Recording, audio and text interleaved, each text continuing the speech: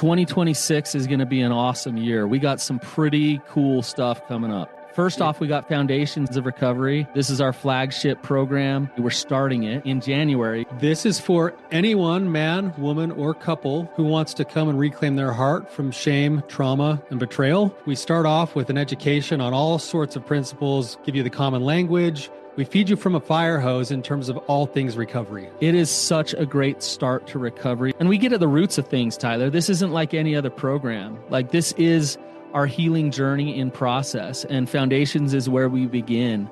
If you look at the value that you're getting there to kick off a good recovery with all of the right education, all of the right language, and a team to get you started while also being directed by Brannon and myself through the whole process, what a deal. So if you're interested, if you're struggling, if you've been wanting to do something for a long time, jump into this. This only comes around every so often, and we would love to have you there.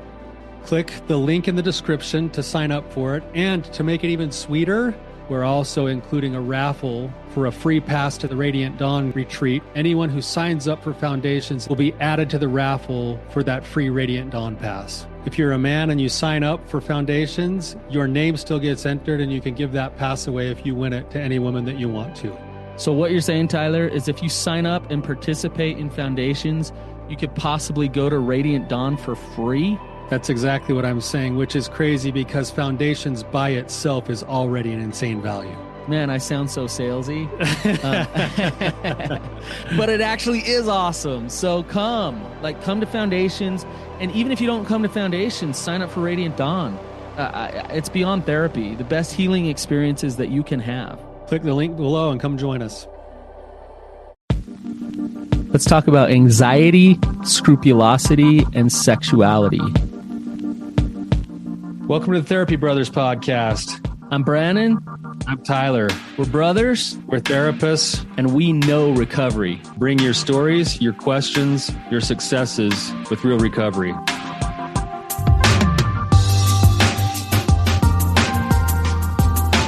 Hey, Tyler, you ready to have some hard conversations? Let's do it. Let the Therapy Brothers podcast begin. Brannon, these are all topics you love to hit, man. Yeah, I've been dealing with them treating them for a long time, and they even have some personal stuff there. So maybe we'll get into that today a little bit. So yeah, that'll be awesome. But before we do that today, Brannon, we were just talking before we started the episode, and we've kind of made some plans for a possibility for a free pass to the upcoming Rising Sun retreat that's going to happen towards the end of September. I know it's a ways out, but we wanted to give people an opportunity to potentially come for free. Yeah, and that's like some $2,000 value or something like that. That's right. And you know, this came to be because whenever we have guests on, you and I, after we stop recording, we're always like, we want to give them a chance to come to the retreat. And so we want to be able to comp somebody to come to the retreat for free this time. So it's really simple. The way that we're going to do this is whoever signs up to be a guest on our podcast, from now until, should we say my birthday? Your birthday, which is the last day of July. July 31st. Okay. So from now until July 31st, you don't have to have been on the show as a guest. You just need to have signed up to be on the show as a guest. So how do they go about signing up to be on the show, Tyler? Yeah, basically go to therapybros.com. You can always submit a question. Just hit the button and submit a question in writing if you want. But if you sign up to become a caller on the show, that's the portion of the people that we're going to draw from on your birthday. So Brannon's birthday gift to himself will be giving away a pass to one person who has signed up to become a caller on the show. And the reason sounds like a great birthday. It is a great birthday. And the reason we're doing this is because we so value the people who are courageous enough to put themselves out there and share themselves the way that they do with our audience.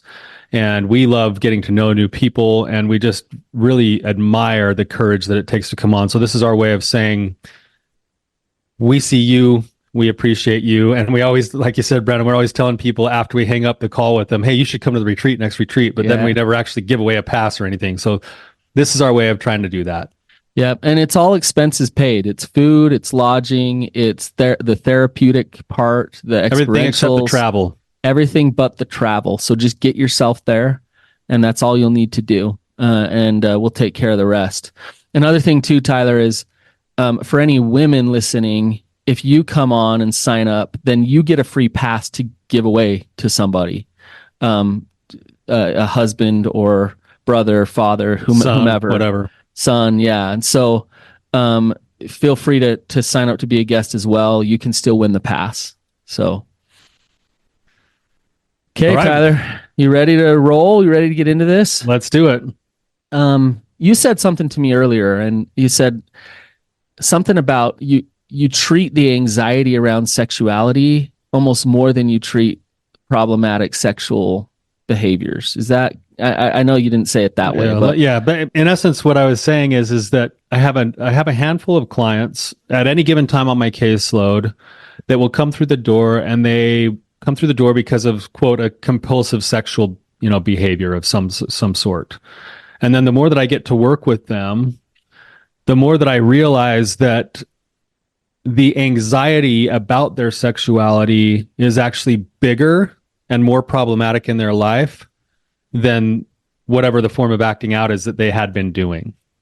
Or another way of saying that is that there's a certain handful of clients that often I see that don't necessarily have an addiction, but what they have is this really like almost scrupulous, obsessive judgment about everything that goes through them sexually, to the point that they can't function properly because their anxiety takes over all the time.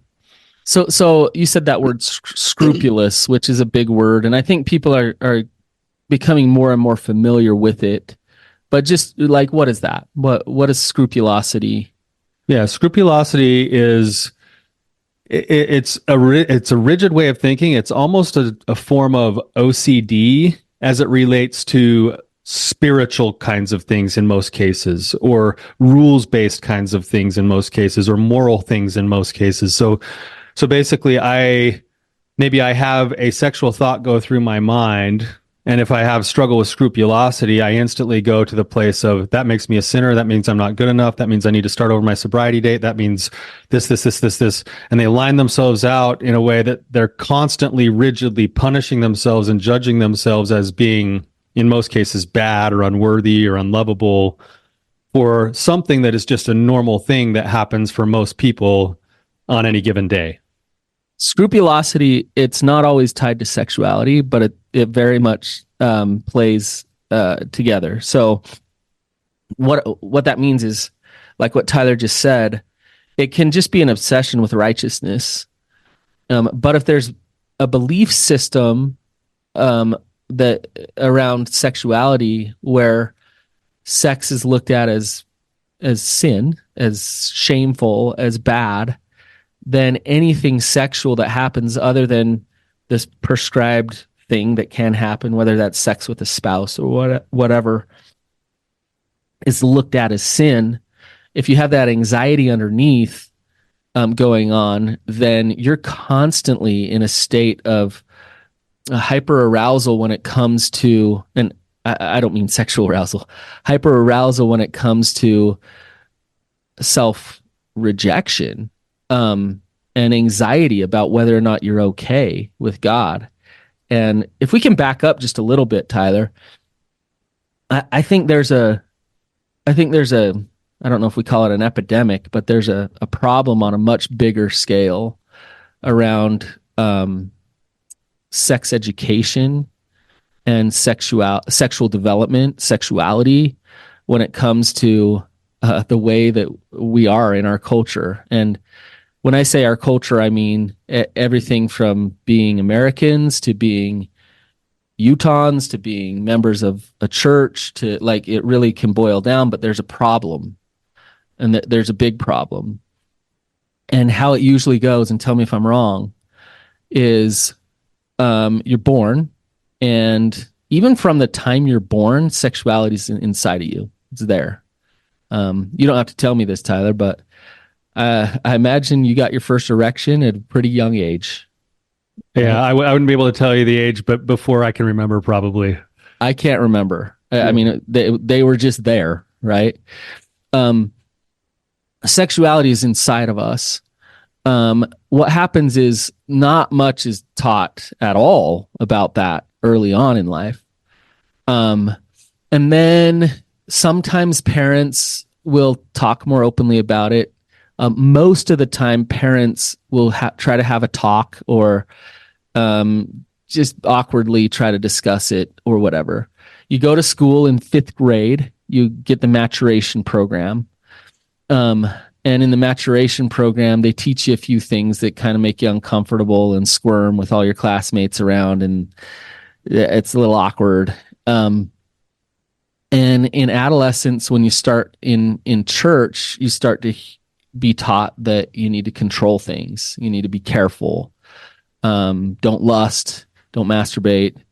Don't act out with other people. And so there's a system that's put in place of don'ts, the things that you don't do, the things that you shouldn't do. And so there's a lack of healthy education about what sexuality is. And then there's an overabundance of what you shouldn't do with your sexuality. And when you put that combination together, it leads to self-rejection. It leads to sexuality is this carnal, evil, nasty, perverted thing that I must control in order to be okay with God. And with that train of thought, it leads to scrupulosity. It's an interesting thing, Brannon, that the way you just painted that picture, I think there's a lot of people that would relate to a very similar type of training, so to speak. And I look at like all of the factors that go into what you just described. And in most cases, you look at, there's a couple of things like themes here that I think are important. One is that sex from a very early age is a taboo thing. Yeah, it's something that already feels weird, even if it's being talked about in a normal way or like the maturation class kind of a way, because it's a bunch of fifth graders and they're all kind of feeling a little, and most of them haven't had conversations with their parents. It becomes this like taboo thing, right? So that already makes it feel weird. And then it feels rigid, and it's often closed off in the way that it's discussed into the things of the do's and the don'ts. Yeah. So how many times do you go to a church activity or something else, and it's like, here's what's okay and here's what's not. And that instantly is already fueling the possibility of this idea of scrupulosity, rather than what about all the principles behind the do's and the don'ts? And those are harder because those are ongoing discussions that we should be having with our children and in our society, and they don't get had. And then here's what happens, Brannon, is that you have the rigidness of now, I'm bad. I have sexual thoughts. I have sexual feelings. I've been taught these things in, quote, doctrinal ways that I shouldn't do this or I should do that. And so all of a sudden I'm wrapped up in my anxiety. And then the other part of the recipe that you didn't include yet is there's this other extreme end, which is like, well, we'll teach you everything, and here's the porn world that's like, there are no bounds. There is no, like, come over here. And so if I go and test the waters there, sometimes I get so far off the other edge that I do actually feel some of my conscience kick in, but now I'm thinking it's all of my sexuality, and then I can have to continue to keep secrets and hide. And what I think is missing is the middle ground between the two. Well, I think, we've had this discussion many times, and I think, sure, like that's a problem. I don't think that lends to scrupulosity. I think what lends to scrupulosity is the rigidity, is the shoulds and the shame and the don'ts, where the chaotic side of things, where just go do whatever, that leads to all kinds of other stuff. That leads to promiscuity. It leads to all kinds of stuff, right? That problems that affect mental health in other ways. I think what I'm getting at, though, is that for a lot of our clients, because there was no place to actually explore their sexuality or have discussions about it or come to a self-acceptance on it, by the time they get to our office, they've stepped over into the other realm and they've engaged in certain things that actually are against their morals and their values. But now they've taken that piece of the one behavior they did by stepping outside of their morals and values, and then they attach it, they double back down on that rigidity, and they go, oh, that means everything that I've thought or I've felt makes me bad, makes me not good enough, makes me like, and then that anxiety amps up. And the more the anxiety amps up, it causes all sorts of damage in their lives. Yeah. I see what you're saying. The lethal combination is the two. Is like I'm scrupulous about my sexuality, but I get to the point of secrecy and shame or whatever where I get the efforts. I go do whatever.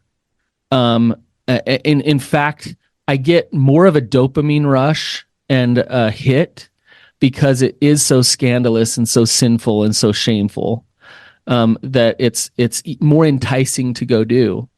And then I go do those things, and then what do? I turn around and I condemn myself. I beat myself up, shame myself, and that combination.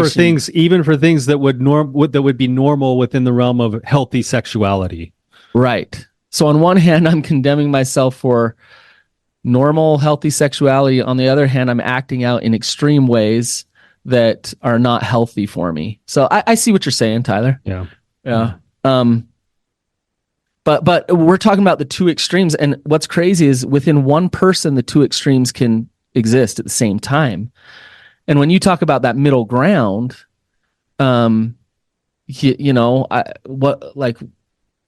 is that? Like, what is, if we're saying that the way that we were socialized and educated and taught about sex, it hasn't been the healthiest, what is healthy? Yeah, I think that's the challenge is we have to be comfortable enough with our own sexuality to then have open discussions about whatever's going on with our own sexuality. Right. I remember this. I tell this story. We were out with some friends, and we were like shopping at the mall or something. This was a long time ago, and my friend had like 4 little boys. I have my 4 little girls.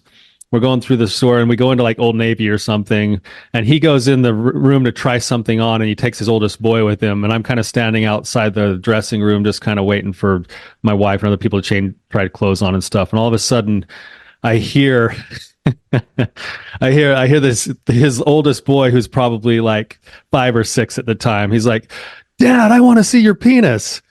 And all of a sudden I just see this kid getting dragged out of Old Navy. Like my friend's just got like this beet red face and just dragging his kid out of the store just like as fast as he can get out of there because he's so embarrassed and so ashamed. And it's like, and I'm like, that kid didn't really do anything wrong.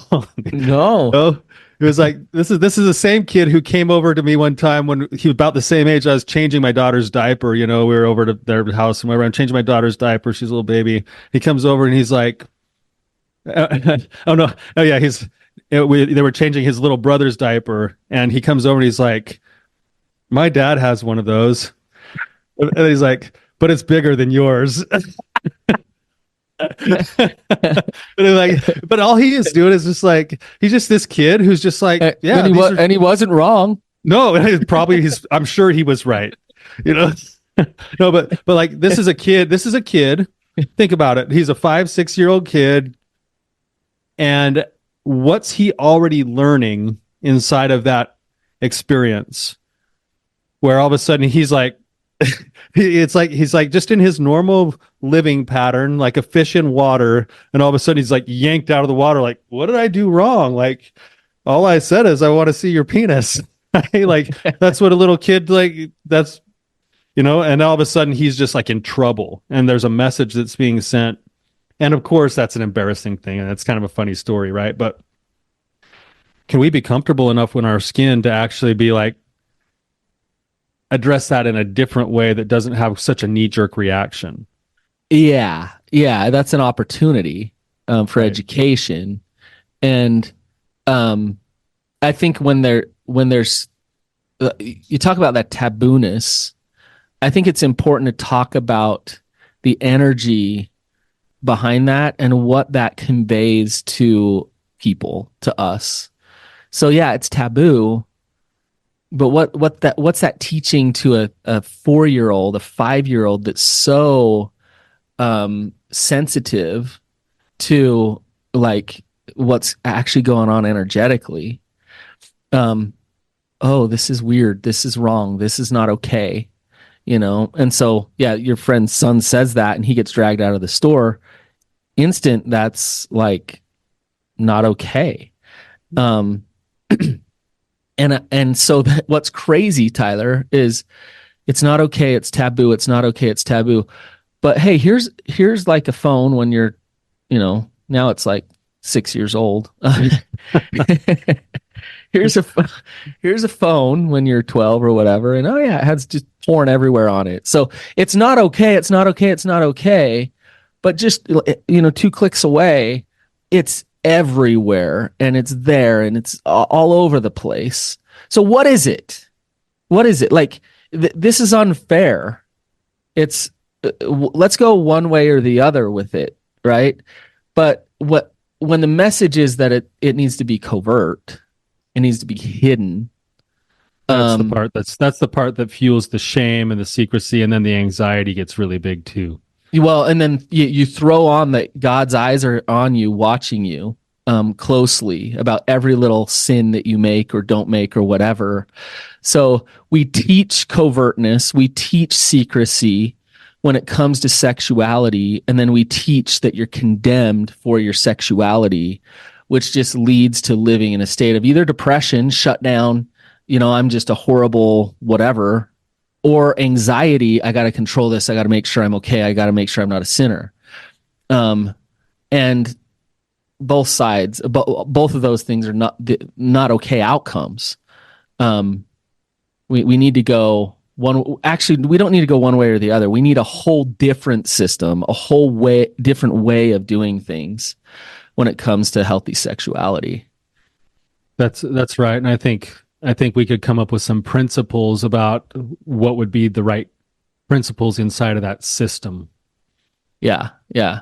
I've told this story before, the Titanic story. Do you know that one?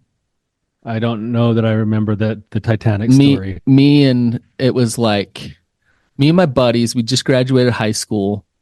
Everybody was getting their mission calls and we decided to go to a movie together. And so like a bunch of dudes, we go to Titanic. We had no idea like what Titanic was really. We were just oblivious. It was the big movie out at the time. It was the big movie, And so the theater was full. So we got the front row and we took up the whole front row. There's probably 13, 14 of us. And half the guys had their mission calls and we're watching Titanic. And sure enough, there's that scene in Titanic where she's completely topless. And I was on the end of the row and I'm watching the movie and I look down and all of the dudes' eyes are just like, these are dudes who hadn't seen much pornography or boobs or anything like that. Like all of them were like fixated on the screen, right? Just like mesmerized, like holy cow, it was, yeah. And so immediately we get out of the movie, and I remember we were sitting at like a McDonald's or something, and they started a discussion where it's like, that part was so despicable. That was a good movie, except it was ruined because of that part. And I'm listening to them, and I'm thinking like, okay, you all hate that part, yet you all loved it. Like you're all acting as if you're so righteous, yet deep down, like you actually really enjoyed that, right? And so there's a problem here. Yeah, well, I think part of the problem is, Brannon, in the discussion is that in order to look righteous, there had to be the criticism and the disgust rather than the open discussion about, man, I wish they wouldn't have included that part. That made me feel this or this or this. But also, and I think this is the hard part to say, was like, I really enjoyed it. Yeah, a part of me liked that. I'm a 19-year-old boy, and I that part I really enjoyed. I wish they would have left it out.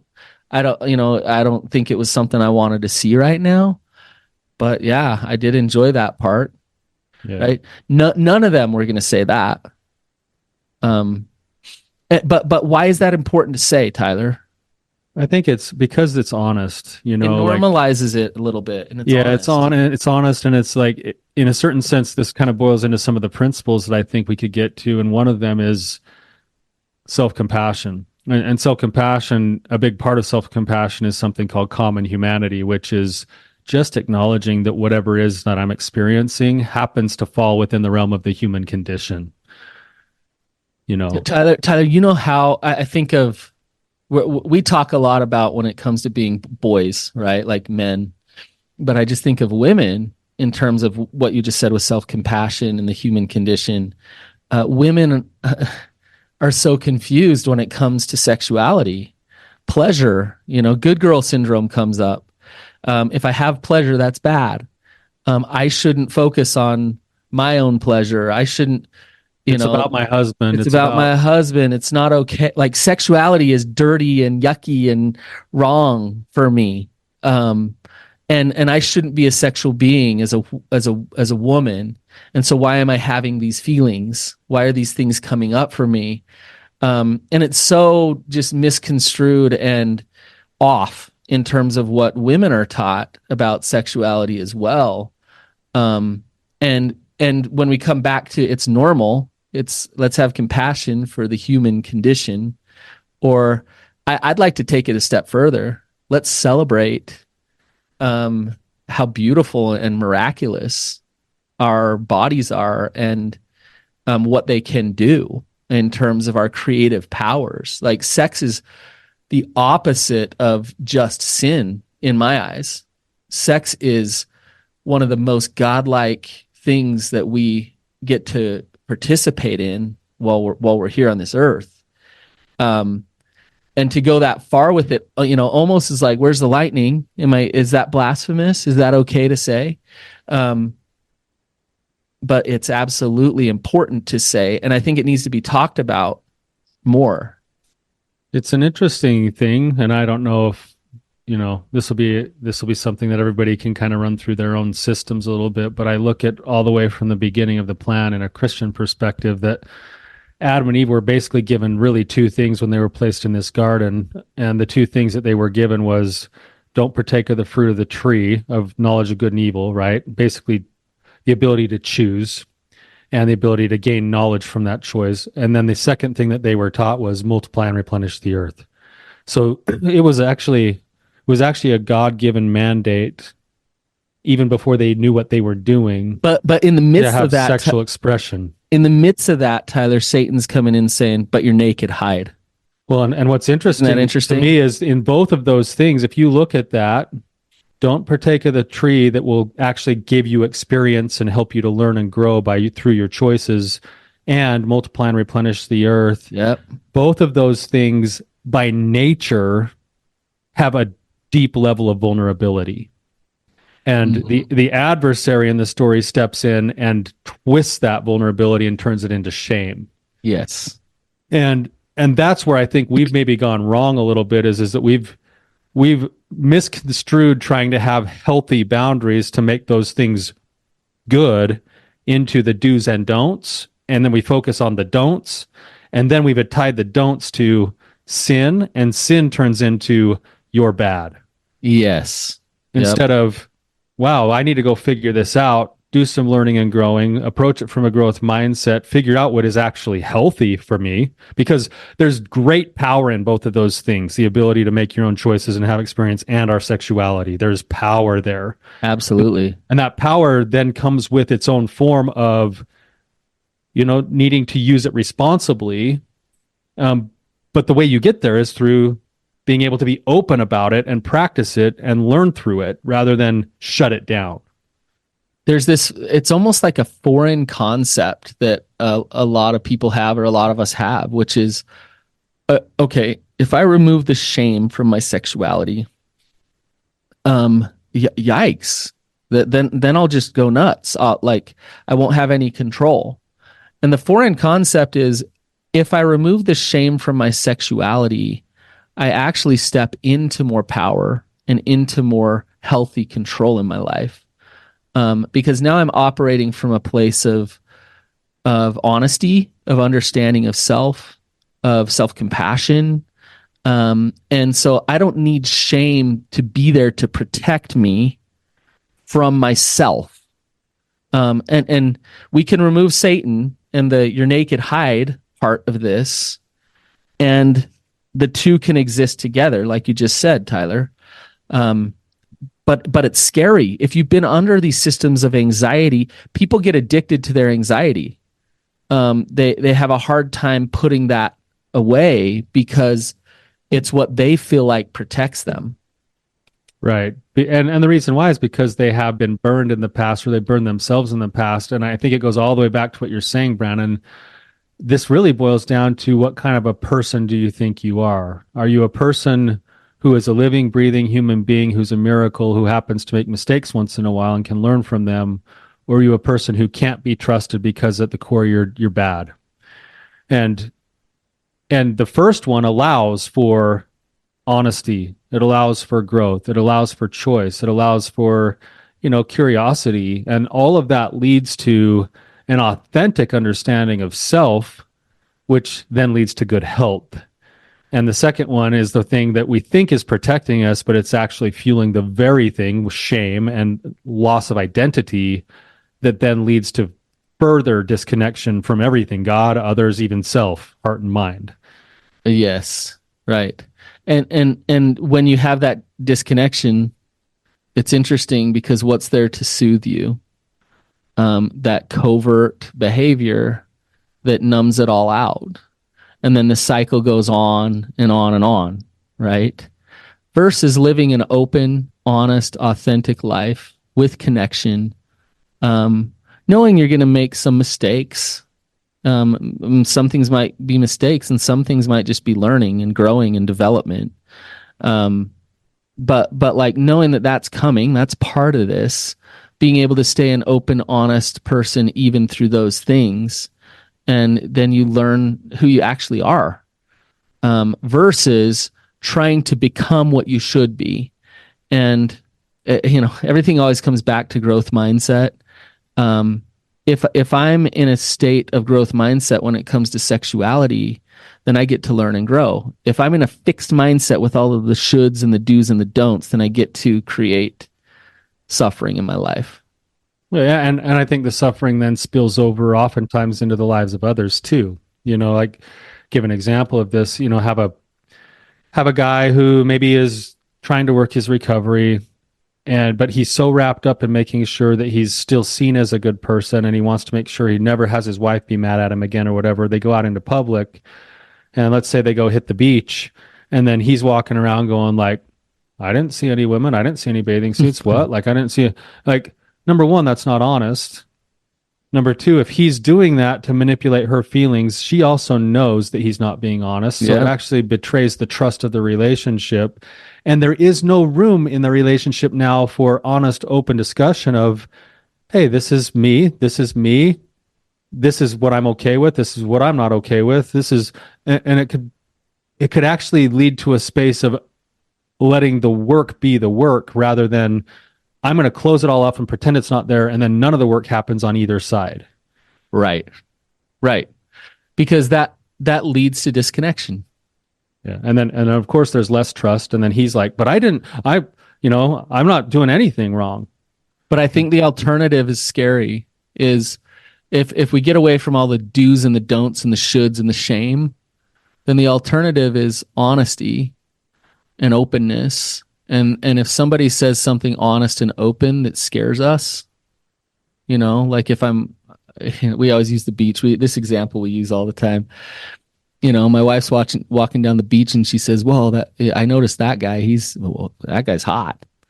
Can I handle that? Can I be a safe person for her to still be honest back with her about what my boundaries are and who I am, but still be safe for her to be open and honest with me? And that's kind of the sweet spot that exists in a relationship. If I can be open and honest and share things with you, you're not going to get so triggered that you shut me down in fear and control, but you're going to be honest with me about who you are and what works for you and what doesn't. And that's the good spot. You said something there that I think a lot of people have a very difficult time with finding, and it's they often feel like pure acceptance and honesty is the opposite of the boundaries, when in reality, finding the sweet spot is acceptance of the reality and then having the boundaries operate inside of that reality. Yeah, that's well put, Tyler. Um, because if you have that, that creates intimacy. So a couple can definitely resonate in anxiety together around sexuality and shame. Like they can They'll do fuel this each other. They'll fuel even the scrupulous behaviors and thoughts. And or a couple can be each other's biggest asset to not do that, and to feel safe, to feel like I'm loved, even if I'm open about who I really am. And if I am, and we have this relationship, then we can keep our fidelity intact, and we can still be open and honest and empowered with who we actually are. And that's where love is. It's awesome. Yeah. It's just when there's been water under the bridge that's been painful, we all kind of have a tendency to want to go to an extreme place because that seems to promise the best outcome. Right. And Right. so it's hard to lean back into the middle. And that's why learning to trust self, learning to live in reality, and then learning to set boundaries and make choices accordingly for the sake of good health, not for the sake of being a good person. Like, Yeah. like if I'm doing it because it's effective, not because it'll make me a good boy. I think that's a big part of this process too. I think you bring up, and maybe to wrap this up, overcoming this ultimately comes down to understanding our innate goodness. Like if I know that God loves me unconditionally and that I'm good, then I'm not trying all the time to prove myself to God in order to be okay to God, in order to earn God's favor or love or whatever. I don't need to earn it. It's already there. Now, that doesn't mean I can just go do whatever I want. Well, it does mean I can go do whatever I want and I'm still loved, right? Yeah. But do I want those consequences in my life? Then I get to operate from a place of power where I'm choosing what consequences do I want or not in my life. But I know God loves me. I know that's there no matter what. And so if you have that understanding, then you're not going to be in that anxiety. And the interesting thing about that is that the more someone comes to understand and fully know and accept that they're loved no matter what, love is the greatest motivator towards good health. So we're less likely to actually go and blow our lives apart with some random scary sexual behavior because we're now in reality, we know we're loved, and because we know we're loved, we make choices that prove that right. Yeah. Yes. And that's recovery right there. And a lot of times it's taught that the anxiety is recovery, and that it's like, well, if you force yourself and you white knuckle, and that's recovery. That's not recovery. Recovery is what Tyler just said. So, Tyler, thank you for this discussion. It's been good today. You bet. To our listeners, I'm sure there's some things churning inside of you, maybe a few open-ended questions. If you have questions, come on the show. Come talk to us. We'd love to have you on. And until next time, you guys, keep on keeping on.